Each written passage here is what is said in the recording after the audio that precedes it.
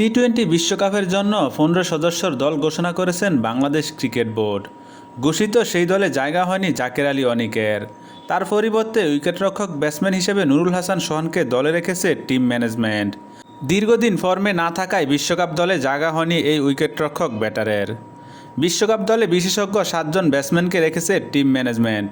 জাকের আলীকে দলে না রাখার ব্যাপারে এক নির্বাচক বলেছেন, মানসিকভাবে জাকের যেন সব কিছু আবারও গুছিয়ে উঠতে পারেন, সেই জন্যই আমরা এই সিদ্ধান্ত নিয়েছি।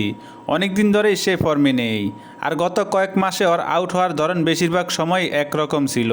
শেষ ৯ ইনিংসে ৫টিতেই জাকের আউট হয়েছেন এক অঙ্কের গড়ে।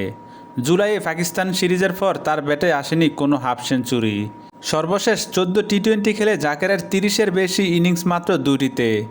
এর সঙ্গে তার ব্যাটিং ও আউট হওয়ার ধরন নিয়েও উঠেছে প্রশ্ন। সাম্প্রতিক সময়ে ব্যাট হাতে খুব বেশি ভালো করতে পারছে না জাকের আলী।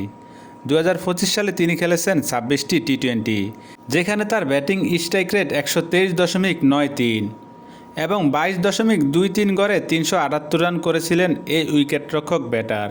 পুরো বছরে মাত্র একটা হাফ সেঞ্চুরি করেছিলেন ডানহাতি এই ব্যাটার। ধারাবাহিকভাবে রান করতে না পারায় সর্বশেষ কয়েক মাসে ব্যাপকভাবে সমালোচনা সইতে হয়েছে জাকেরকে।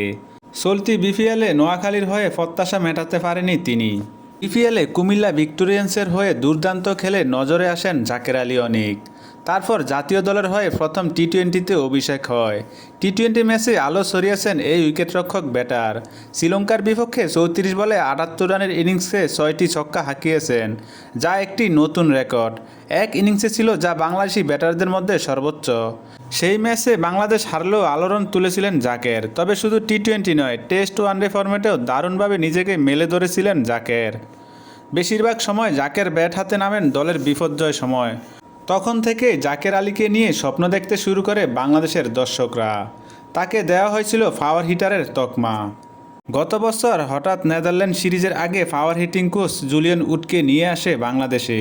তখন জুলিয়ান উড জাকের আলীর প্রশংসা করেছিলেন।